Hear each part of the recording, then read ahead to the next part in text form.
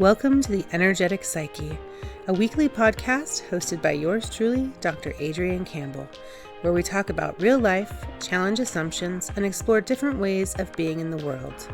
Joining me this week for episode 5 is Winston Cortez Ward, an Army veteran, founder and CEO of the Cortez Training Center, and a full-time graduate student. Thank you for joining us, and I hope you enjoy.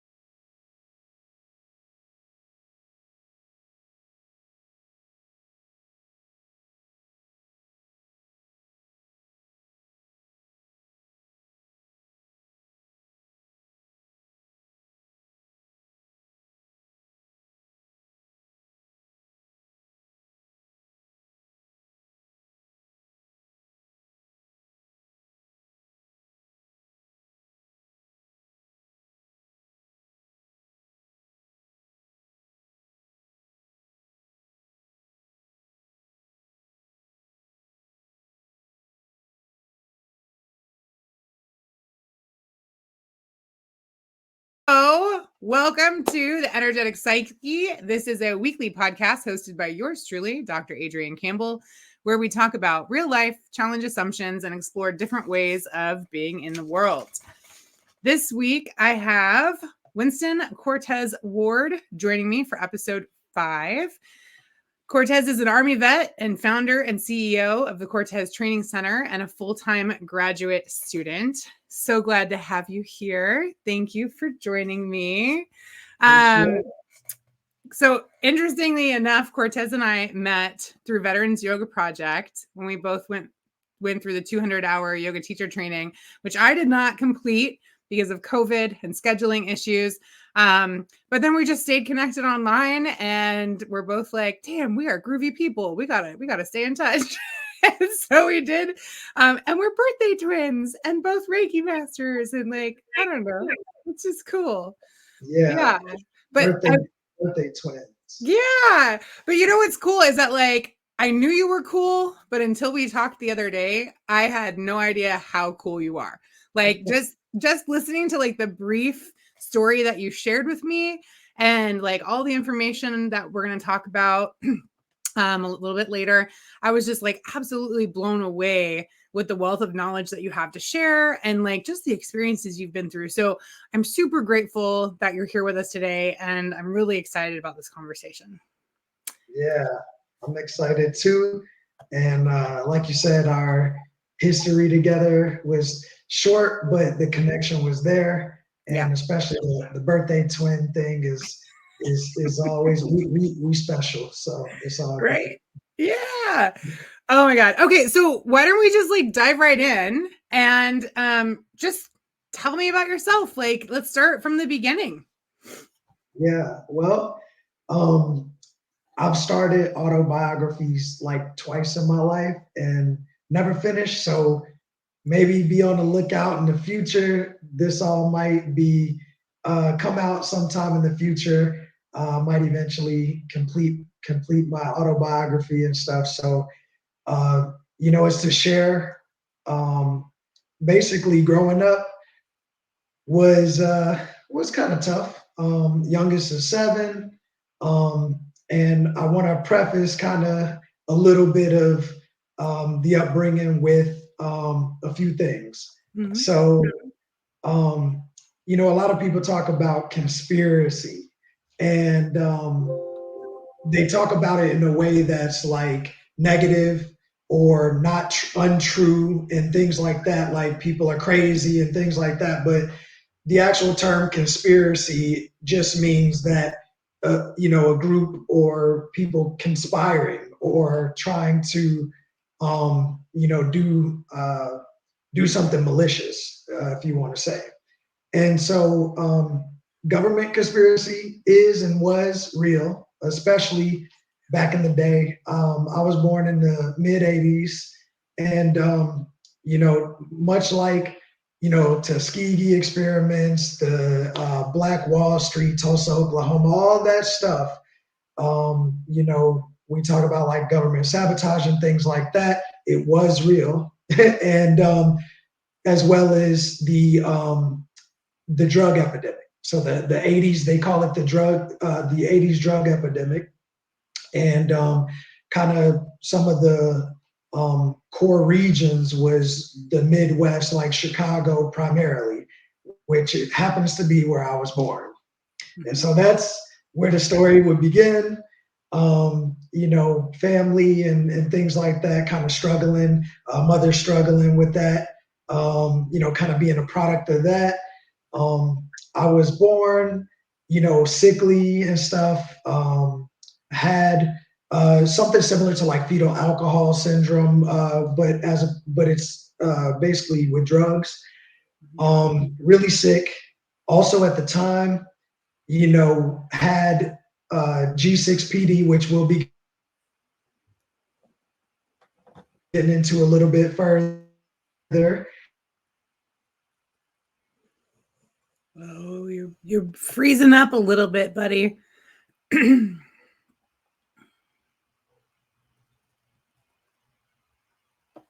Oh no.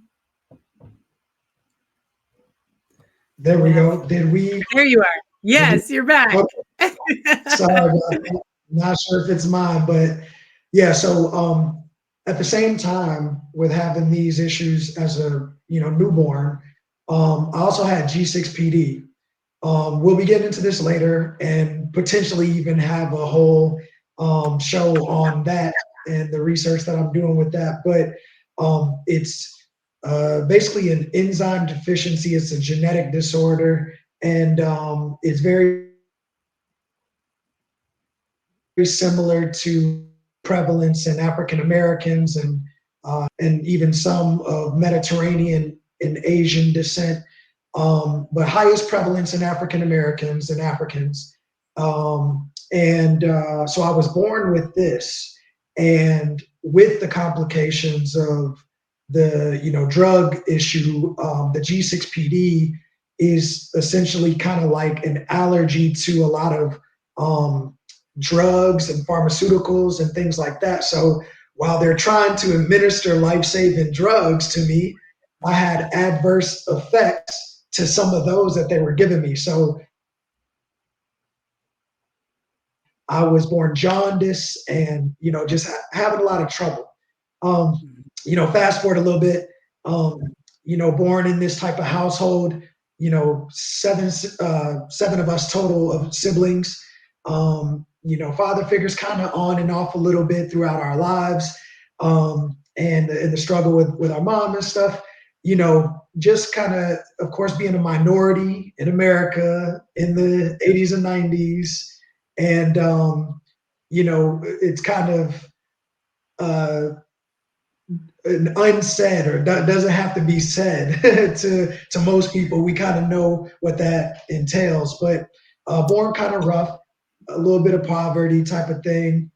And so quickly got into the little bit of what we call the street life and, the environment, what we call like a product of our environment, gravitating towards those negative things and, getting into the streets and, all the way from, stealing candy and food because I was hungry to, selling drugs and stuff. So it was something where I never felt like I wanted to do that.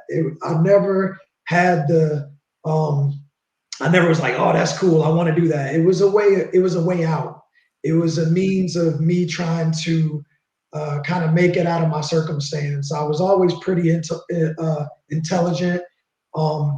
My mom, despite the struggles, always instilled, moral and ethics in us, values and,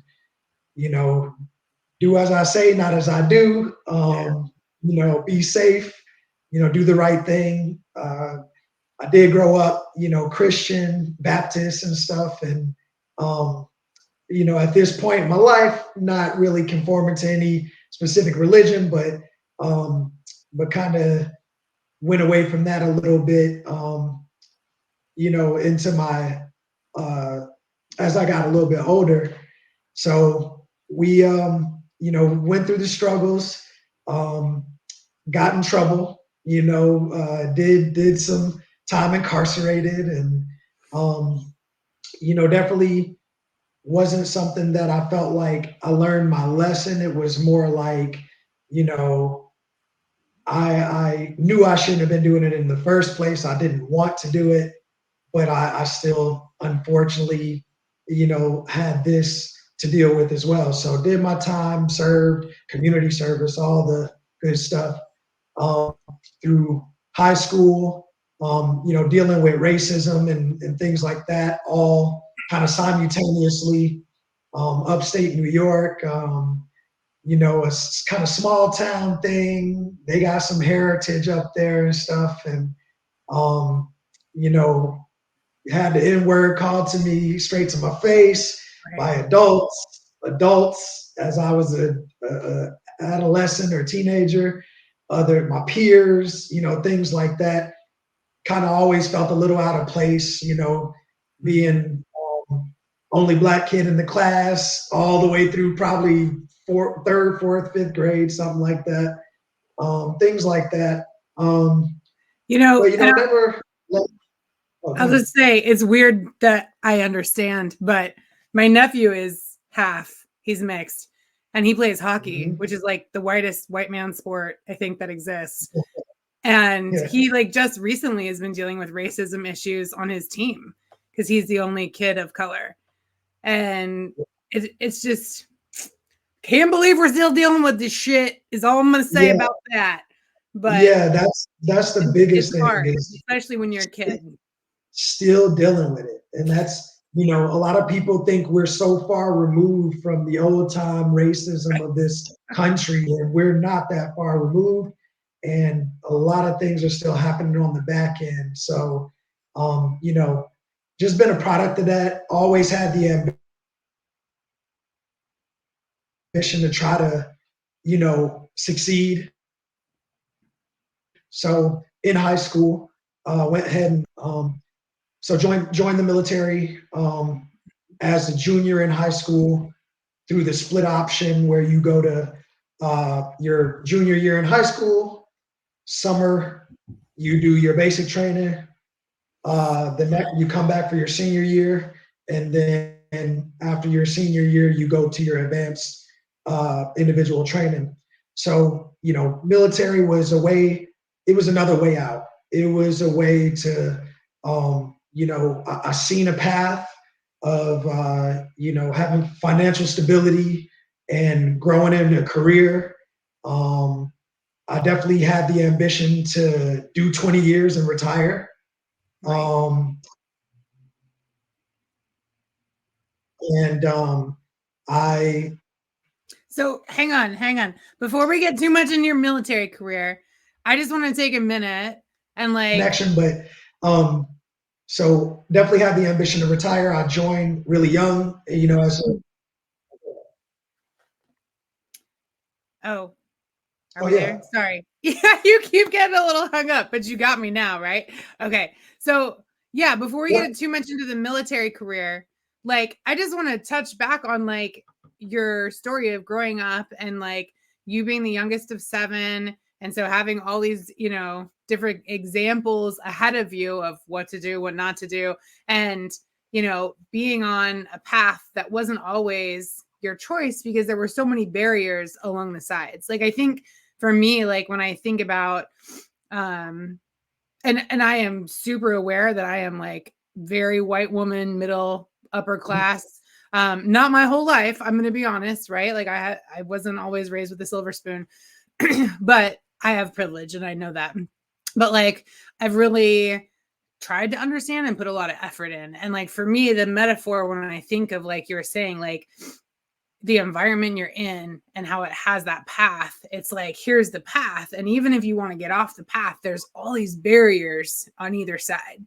And so even though you can see like what's over there, there's this stuff that you can't necessarily climb over easily, right? It's not just like pull yourself up by your bootstraps or whatever crap that's about. It's not that easy. And so the path is kind of like laid out for you, and the government for sure has a hand in it. So like there's that. But one of the things that really stuck out during our conversation getting ready for this podcast was like the impact that your mother did have on you when it came to your morals and your ethics. Like that was something that I felt, you know, really stuck with you. And even though you're not Baptist anymore, you're still a very spiritual person. And so I think like I'm just curious, like more to learn about like, even in the midst of all of that, right? And like living this path, like there was still part of you that was supported by your mother, by your spiritual upbringing, and I think still contributes to today. I guess that's not a question. But does that make sense? Oh, I think we're frozen again. Oh, this is such a bummer, man. Absolutely. Yeah. I'm yeah, it's having some trouble, but that's definitely playing a huge role in the way I grew up. I honestly feel like I've had like the same mentality since I was like 12. So I started my autobiography like that, saying, you know, uh, every I feel like everything started at 12, and Okay.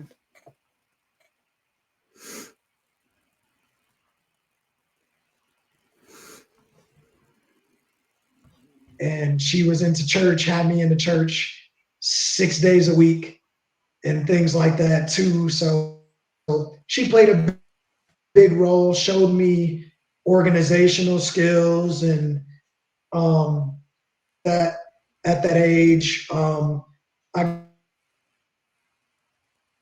got to really see, and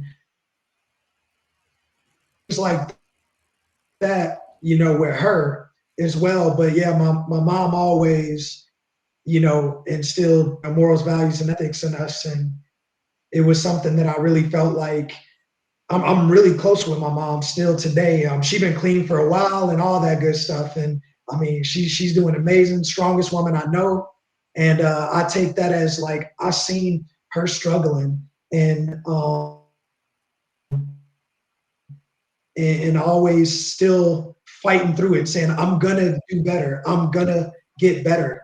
And she thanked me for always believing in her, because I always would tell her, I know you gonna get it. You're gonna do this one day. You're gonna be good. It's gonna be all right. And I never wavered on my support for her as a child. And but to see her just still fighting, and it's something that's just crippling. Yeah.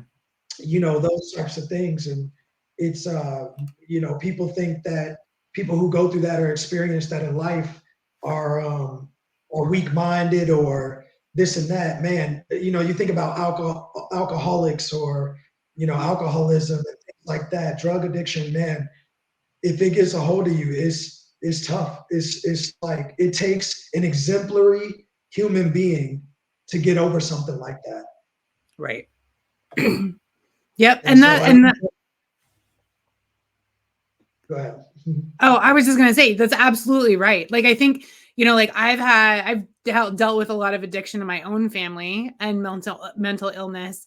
And I think unless you've really dealt with it with somebody that you love, it's really hard to understand. Like, it's easy to judge other people and toss them aside, right? But when it's someone you love, it's a totally different story. And I think you're absolutely right. Like, for that person to it's not like you just make a decision and then you're like, oh, okay, I'm not going to do drugs anymore. I'm not going to drink anymore. Like, it's the type of decision that has to be made every single day. Like, every time they wake up, they got to make that decision again and again and again. And especially in the type of environment that existed in Chicago when you were, born a baby, you're not only fighting your own natural tendencies towards addiction, but the influence of your environment, which is so much stronger than we give it credit for. It hits us on not only a conscious, but an unconscious level as well. So I think that's really beautiful that you're still close with your mom and you guys have been able to maintain that relationship. That's really awesome. Yeah, for sure. And it was motivating, to really be honest. Like I said, I never wavered in my support for her. And I'm like, damn, she is so strong. And like, I only can aspire to be that strong and deal with things. And so, yeah, that's something that motivated me. Is something that, she was still teaching. And so, I always had the ambition to be successful and to drive through. And I think my wife and I talk about this sometimes, is my resilience. Where does it come from? And I think back to this, because don't shit bother me these days. Like nothing. Like, I mean, I call it a BS shield, like a bullshit shield. Right. It's just like, it takes a lot to get me to that level. And I just, I don't know. It just, things just don't seem to get to me that much. And I think I can attribute it to my upcoming. And so, yeah. So, that's Awesome. one thing that we talk about, one thing that I'm proud of. And I really think about, you know, oh, sorry, what did you say? Oh, no. Please carry on. Oh yeah, I was just saying that's just one thing that I do think about in the future. I'm like, when do I hit the top of that bullshit meter? Like what can actually set me over, And Yeah. it's not much. It's not much at all. Well, and I mean, so I'll tell you, as I've gotten older, I think like my bar is here and then something hits that and I'm like, oh damn. And then the bar gets a little higher. So every time the wave crashes over, right, we build a bigger, yeah. But I think it's because and we're, I think, alike in this way, that we are both very resilient people. Like, we've been through some shit and we didn't give up. We found ways to move through it, to overcome, to get better, and to consistently build our toolbox, if you will, so that when things do go sideways, it's not like, oh God, what do I do? It's like, all right, I know some stuff. What do I need to use in this situation to make it through this, And so at this point in our lives, we've built a pretty solid amount of self-resiliency as far as tools and resources, because I think realizing that we're not in it alone is also a really big, resource, right? Or tool for us, something to reach out to.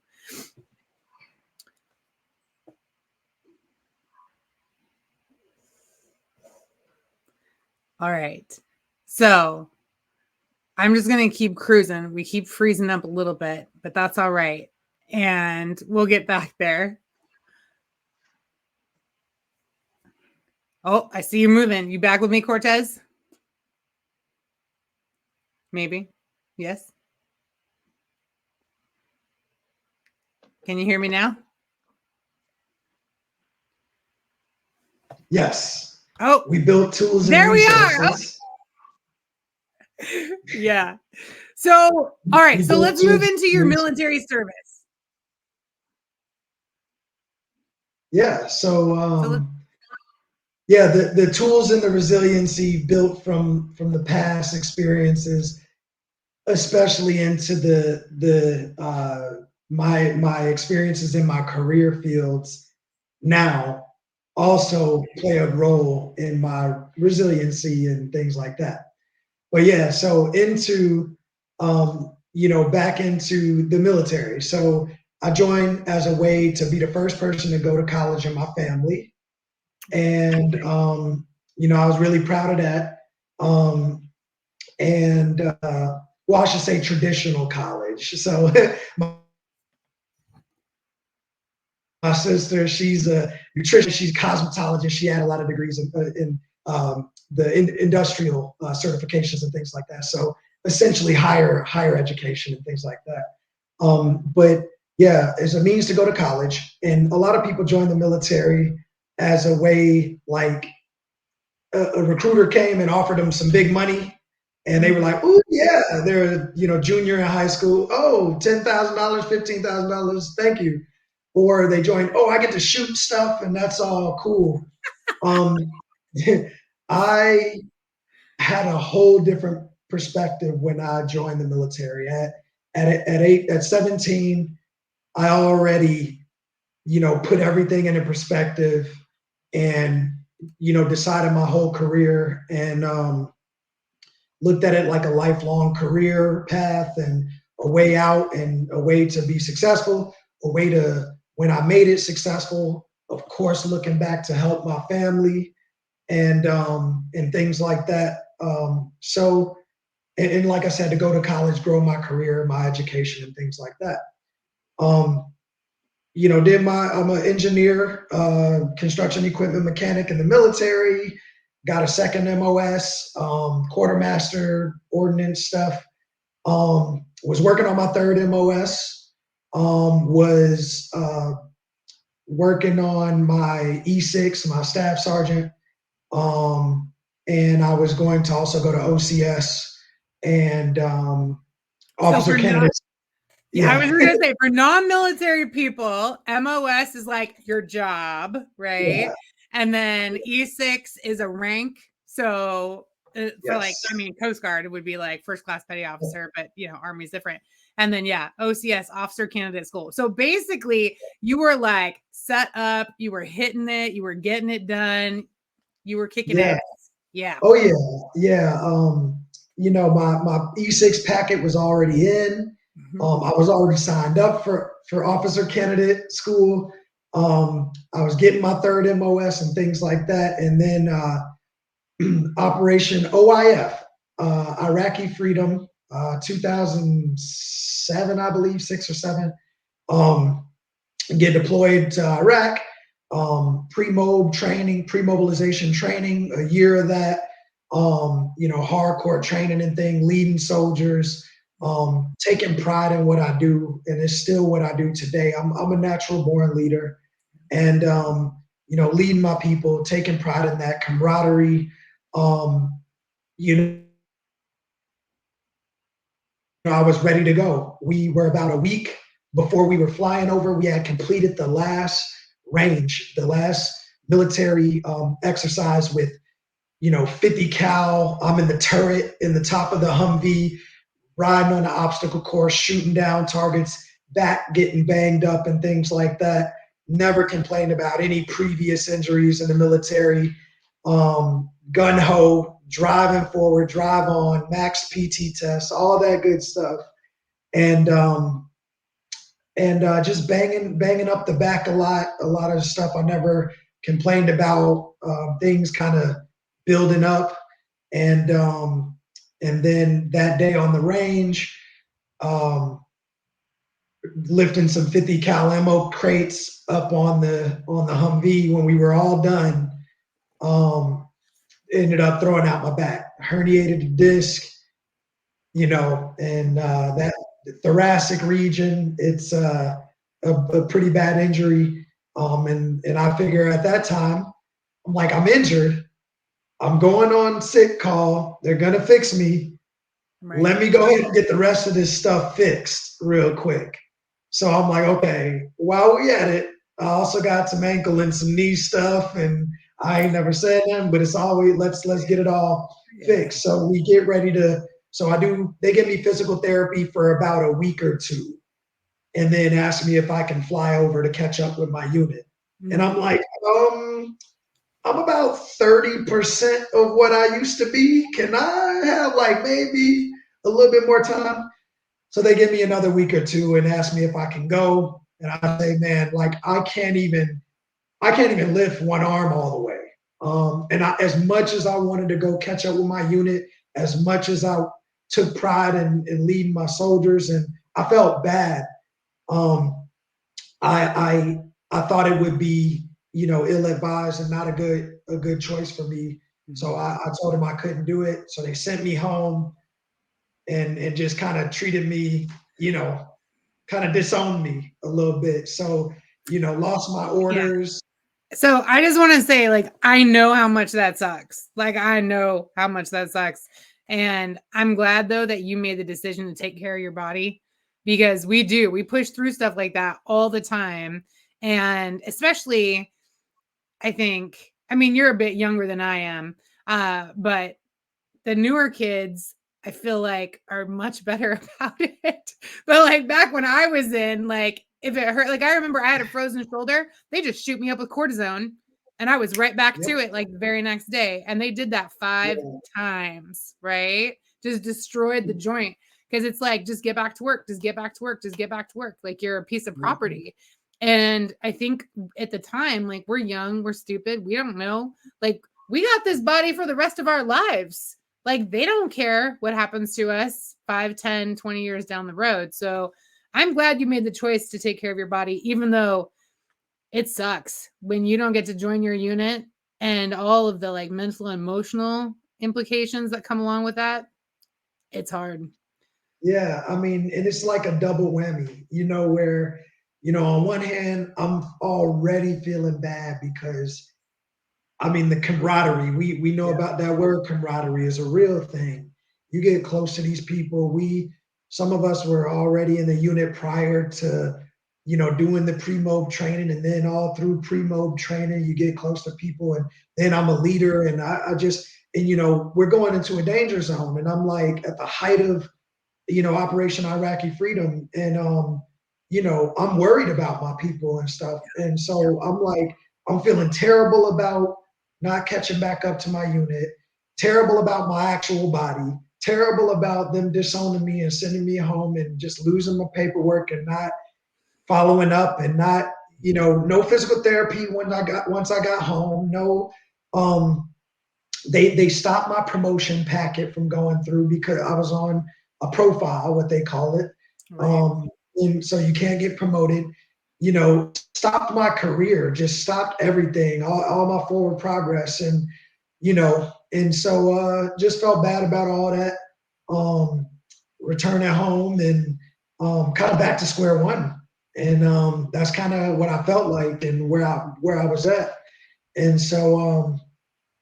I try to, let people know. And like you were mentioning, back then, and this was like years and years and years ago, but I mean, we coming up on what, 10, 15 years or something like that. But, so we got,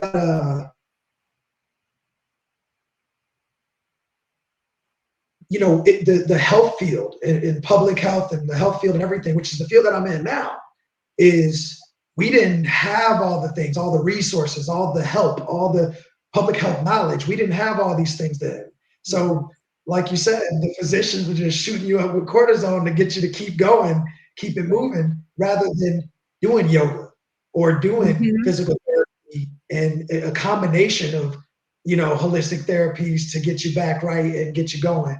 If I would have had a combination of, physical therapy, probably massage, maybe some functional training.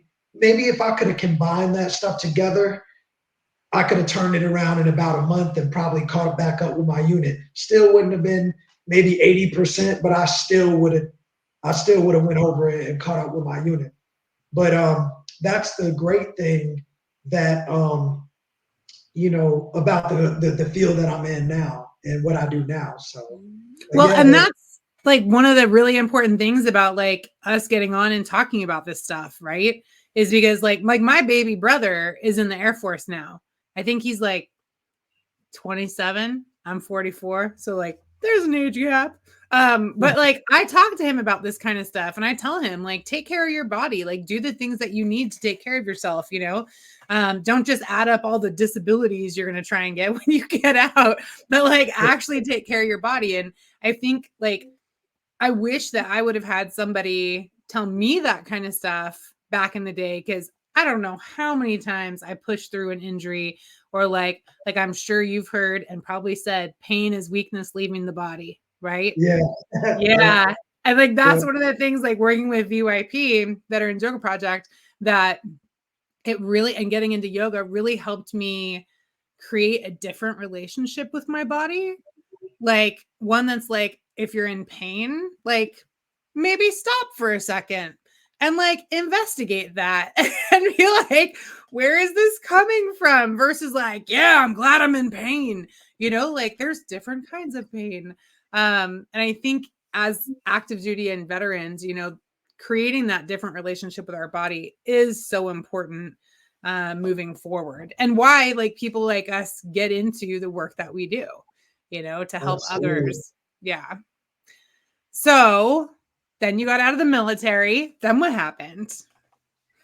Yeah, so out of the military, and like I said, I was going to be a lifer, do my 20, get out and retire and stuff. So I finished my 8, and after they, treated me like that, I was like, I'm good. I ain't re-enlisting. I never even got my original enlistment bonus anyway. Yeah, What? that was a Oh, real that's thing. shady. That was a real thing. Yeah, never got my actual enlistment bonus. So they were promising me 15 and 20 to re-enlist. I'm like, I'm good. Right. So, you know, working odd jobs after the military, you know, my original passion was psychology. You're a psych uh, person, and so that was my like original love. But I always liked health and fitness, so kind of the mesh between the two and stuff. But working these odd jobs, got into IT for a while, and tech support, customer service, things like sales, things like that, to make ends meet. Stayed in that field for a while. Kind of like on and off for like 10 years or so. Ended up retiring from living like an Eskimo in upstate New York to sunny Florida. So not necessarily a snowbird, but just I'm a warm weather country boy by heart, and so I'm close enough to it right now. And so came down here, still doing the IT stuff. The company that I was working for um, was losing the contract that I was on, and basically the severance packages that they were offering me, different types of jobs and transferring jobs and stuff, were to move like to Texas or move to Orlando or something like that. And I just wasn't ready for a move, and I was kind of happy where I was at physically, and really was thinking about a career change anyway. Because as much as I like the IT stuff and all that, it wasn't my number one passion.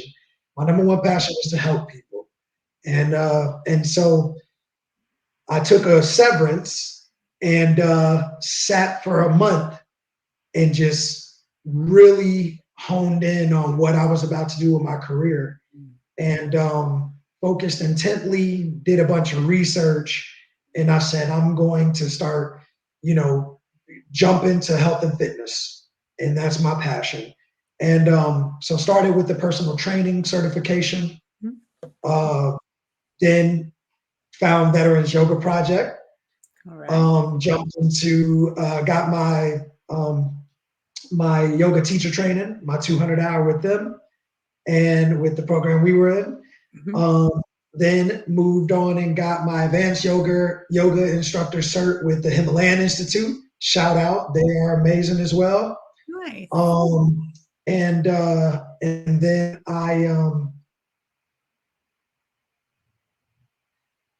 I started doing. So we talk about the Reiki, and that's sort of a brief story with me. The energetic hand healing, and I'm sure you're going to do a lot more podcasts on Reiki and your experiences and stuff.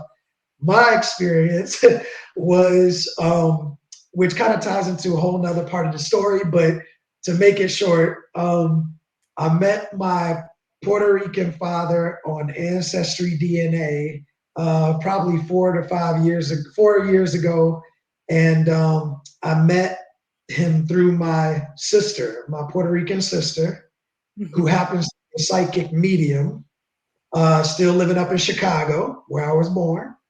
And so met my whole Hispanic side, always grew up, Black and Native American, like Cherokee and things, but meet my whole Hispanic side, meet her, go up there to Who Healing Center up in Chicago. She's still operating. Shout out to her. Amazing, amazing person. Check her out. Who. And she also does Reiki as well as other things like what's called barajas, card readings and stuff. It's similar to tarot. And so my experience, I went up there, had a whole experience with her in her center. I mean, bawled my eyes out, cried my eyes out, had a whole life release and just a whole new beginning. And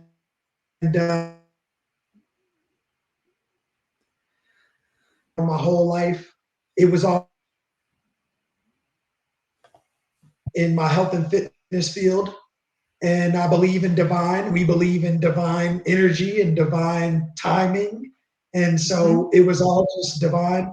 And so I link up with her, go there.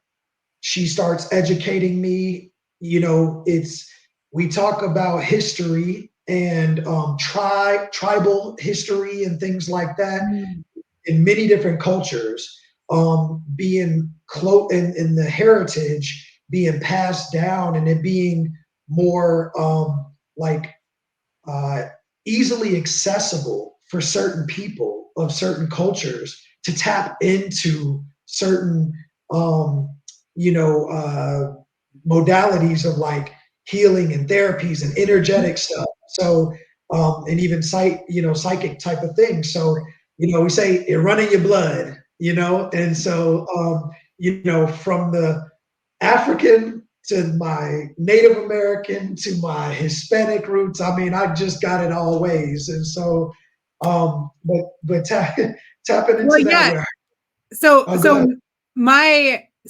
I practice Reiki, but my Sicilian grandfather, great grandfather, full-blooded Sicilian, he used to heal with his hands and he was a fisherman, but people would come to the house and ask for healing and like give him gifts and stuff like that. So some of my family thinks it's really weird that I do this. Yeah. But then there's like my grandmother, his daughter used to be like, oh yeah, this is normal because your great grandfather used to do it. Like, so yeah, I think there's definitely some family stuff in there. Mm-hmm. Yeah, well, it's actually what's so interesting and why I love this field. We're starting to tie science into these what used to be known as crazy talk or universal stuff, and these experiences. They're starting to tie everything together, and I love it, and it's so interesting. But back to the Reiki. So she certifies me in Reiki, and she's already letting me know, like, you have it. I'm like, I kind of know. I've always felt some intuition. I've always felt just a natural kind of like, feeling things, and I can always feel people's energy. And I give off a certain type of energy. And so she's like, you got it, brother, you got it. And I'm like, I know. And I'm like, but I'm kind of scared of it. I'm like, I don't want to go way up there. I don't want to, pop into all that. I like to stay grounded. I'm a very grounded person. And so she's all the way up. But so she certifies me in Reiki level 1, 2, and 3. Mm-hmm. Although my only actual experience in Reiki, and I love to share it because it's just like we mentioned before, Reiki is such a vast field, just like yoga and things. And so many different modalities, so many different ways of practicing it. And so my personal experience and the way that I love to do it and the way I put my energy into it is I simply have my patient or my client in front of me, and I close my eyes and I visualize their energy, and I can see their silhouette of their body. That's it. It's just a dark silhouette. And then I start channeling my energy the chakras, all the good stuff, the breath work, the energy, all the way from the top, bringing it in, using the universal energy, drawing the chakure symbol. Mm-hmm. That's the only one I use. Okay. All right. The universal symbol, yep, chakore. And then I look, and I still don't look, eyes are still closed, but I scan the body and I can see things light up. I can see areas turn red, and they'll be, emanating, brighter if they're more pain or Yeah. issue there, ailments, injuries, and I can literally see everywhere on their body that's bothering them. And so then I just go to those areas and I use the hands and I just focus the energy there, and I peers. And I do the whole body just like that. And when they get up, I ask them, did they have pain or ailments in this area, this area, this area, and this area? Every time it's been spot on. They confirm all of those exact areas. And so that's how I know it works and it's real. And I've done probably 15 or so Reiki sessions. And that's Isn't it my, wild? Isn't it yeah, just totally wild? Like, I mean, I've been practicing Reiki now since 2013, so for 11 years, and I've been teaching it for 10, and it still blows my mind. Like, I mean, I don't know how many hundreds of sessions I've given, right? But it still blows my mind like all the time, because I'm like, I don't know why, but I'm still like, but like, really? And then they're like, oh my gosh. And I'm like, oh my gosh. Yeah. It's just, it's so cool that science is like, I honestly think we're just finally catching up. Like, we're getting the technology to be able to investigate, but also yeah, like the desire to, right? Because I think yeah, for a long time they were like, meh, whatever, woo yeah. woo crap. And now they're Well, like, we need more than what we got. So let's check yeah, this stuff well, out. when we go back to government conspiracy, a lot of it's been hidden and it's been purposefully, all the way back to cultures and Mhm. conquering and colonialism, all of it it's all That'll be a hidden. whole nother episode. Yeah, yeah. And so we'll go into all that another time. But So yeah, those, so I just for sake of time, yeah, okay. So because I really want to hear about where you're at now. So I know yeah, like you've finished a bachelor's degree, you're working on your master's. The research you're doing is so freaking exciting. And we already talked about doing a whole nother episode about the G6PD because I had no idea. And when we talked to prep for this episode and you were sharing with me about it, I was like completely blown away. And I think you're absolutely right that like people need to know more. But if you could just tell us a little bit about that research and then kind of like what you're doing with the Cortez Training Center. And anyone that's interested, know that we will have a full another episode on the G6PD. I think we planned it maybe for May. yeah, April, yeah, April, May, I'll something like that. yeah, It might even be March. it might be. I'll post it in the links for underneath this recording when we put it up. And we can post your sister's links too for her stuff as well. Yeah, for sure. And the Himalayan Institute. We'll just hook up. Absolutely. Yeah, But shout out to yeah, all the partners, everybody. Yeah, yeah. yeah, I'd like to be episode maybe 10. That'd be significant to me because I'm a numbers Yeah. guy too. So I'm 5 now. Maybe we could hit 10. We'll see. I'll look, Um, see what I can do. if you have a lot more than that, I'll do 15 or 20, however you want to do it. Okay.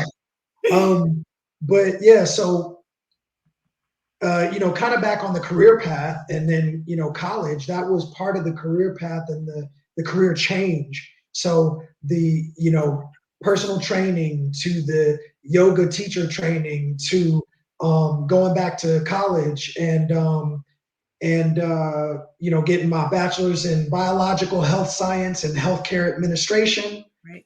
um, or short, just health science, and then working on the master's in public health practice, of course, the minor in nutrition and things like that. And so the public health practice is really something that I really want to bring. Um, it's not just working in hospitals. It's bringing it to the civilian world. It's bringing it to everyday people.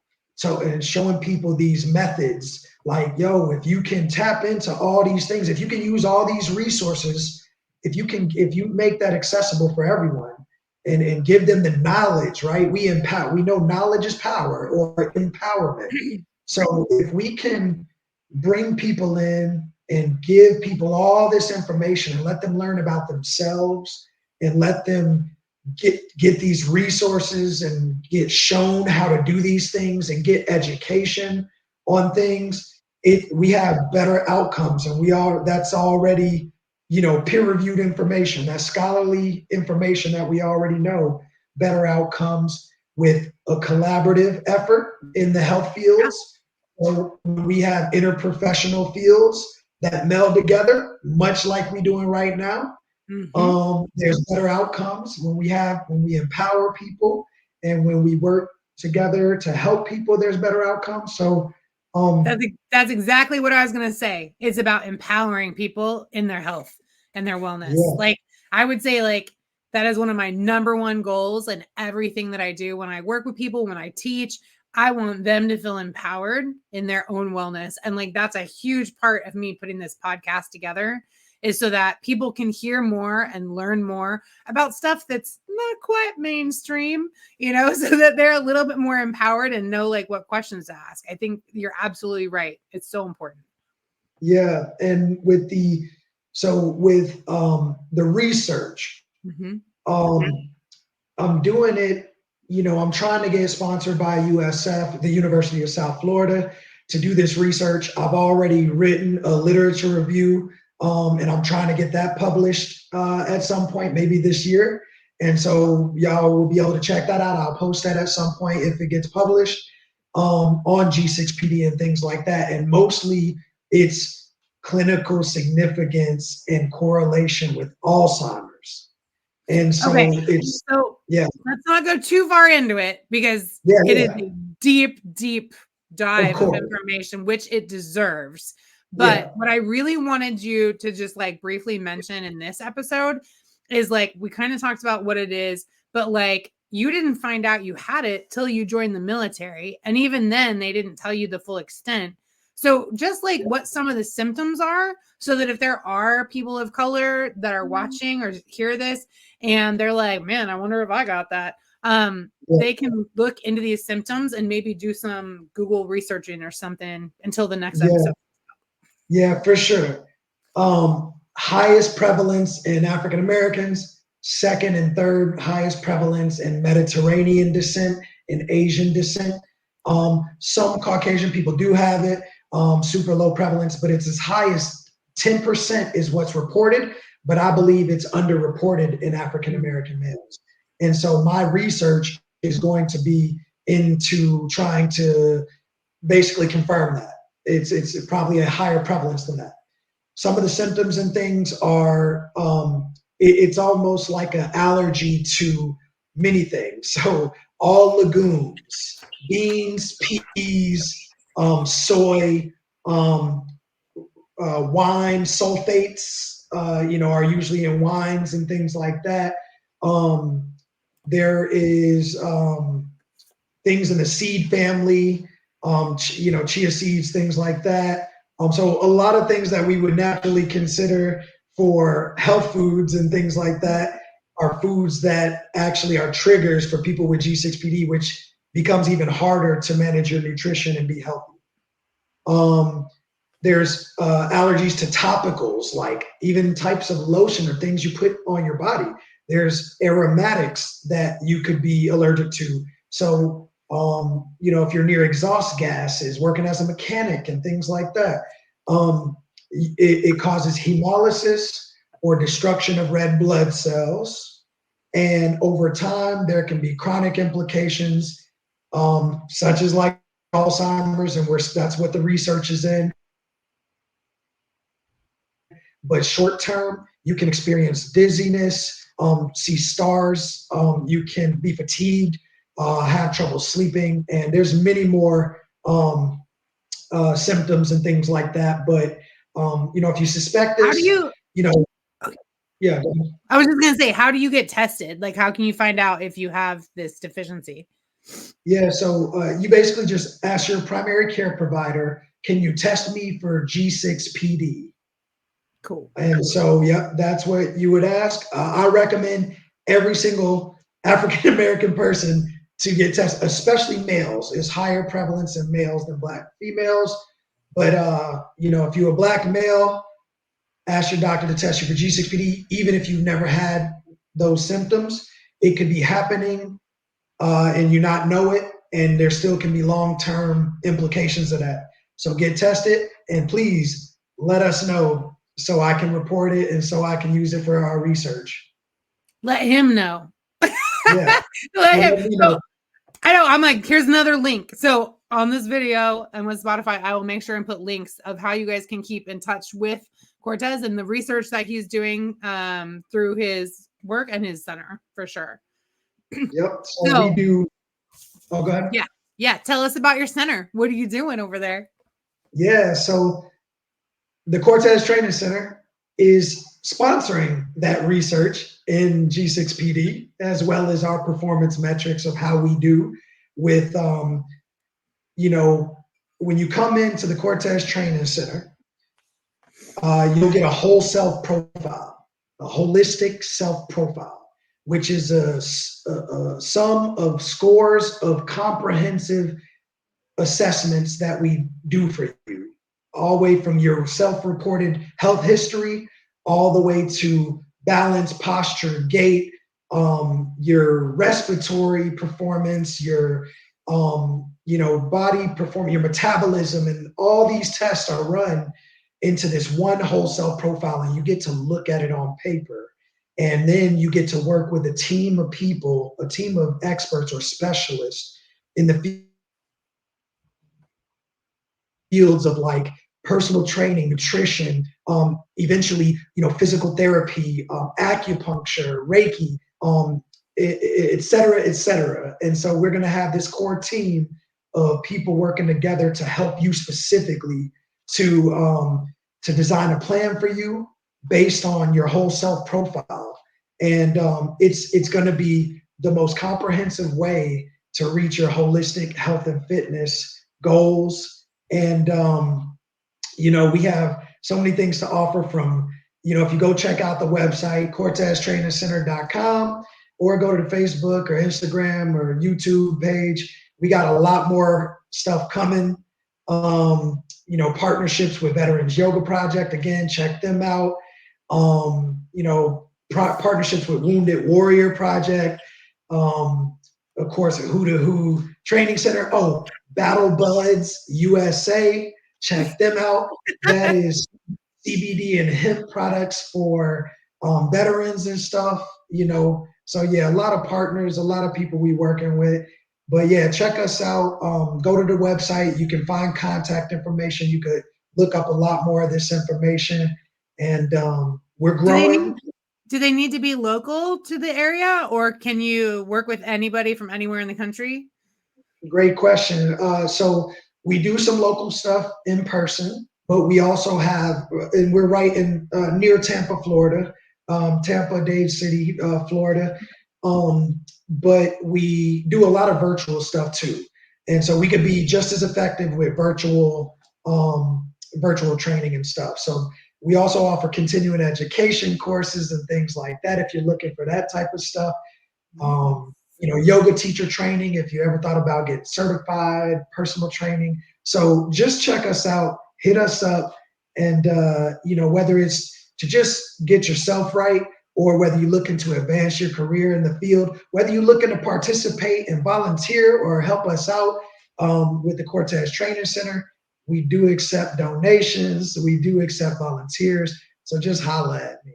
That's awesome. Well, and I was just going to say, so just remember that everything you do with them helps support the research that you're doing, right? Like that's one of the cool things about working with a nonprofit is that like there's certain programs you have to like make you money, but those are all to support like the work that you're doing behind the scenes, if you will. So that's awesome. And then I think we talked about You giving a discount to military and first responders? Is that right? Absolutely. Yep. Discounts. Just let me know when you hit us up. And so also, as far as volunteering for us, there's incentives as well, tax write-offs, all the good stuff. So, donations as well, tax write-offs. So let us know. Well, I'm excited. I'm so glad to have had you on the show. Like, I just love your energy, man. I just think it's so cool. So I'm really happy that you've been here. And then, I had just one last question for you that I asked everybody. If there was one thing that you wanted to share with everybody, what would it be? Well, it's funny because we already mentioned it. Go get tested. Ask your primary care provider to do a full comprehensive panel for testing, and especially for Black folks, make sure they do for G6PD as well. Awesome. Wonderful. All right. Well, thank you so much. I really appreciate your time. And we'll go ahead and say goodbye for tonight. So, ciao, Thank ciao. you so much. I appreciate you. Have a good one. See you next time. All right. Thank you again for joining us on the Energetic Psyche, a weekly podcast live streaming every Tuesday at 7 p.m. Central Standard Time. If you'd like to connect with Cortez, you may check out his website at www.corteztrainingcenter.com. And to connect with Dr. Campbell, you can check out her website at www.energeticpsyche.com. I hope you enjoyed this episode and that you have a wonderful week. Until next time.